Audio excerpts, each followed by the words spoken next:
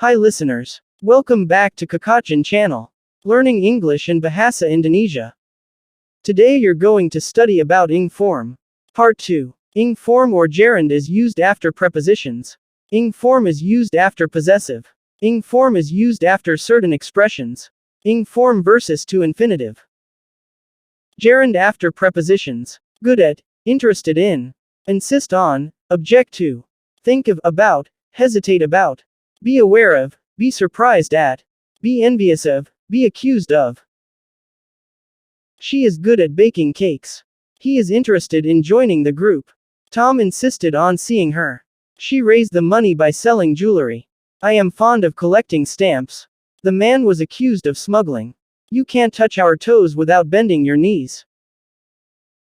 Gerund after possessive. Do you object to my smoking cigarette? Do you mind my sitting here? We can't understand his forgetting to buy some food. Gerund after certain expressions. Look forward to, be get used to, be accustomed to, be no use, be no good, be worth. Can't stand, can't help, can't bear. I'm looking forward to hearing from you soon. Tom is used to smoking cigar. He is accustomed to working hard. It's no use good reading that book.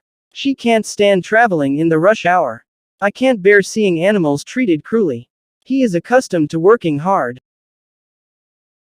Gerund with passive meaning. Deserve, want, need, require plus ing. His brave action deserved rewarding. My shoes want mending. The boy's hair needs cutting. The floor requires washing. Gerund versus to infinitive. He stops smoking means he doesn't smoke anymore. He stops to smoke means he stops from doing something and begins to smoke. Try plus gerund means having an experiment, coba-coba. Try plus to infinitive means make an effort, berusaha. I tried writing with my left hand means want to see the result.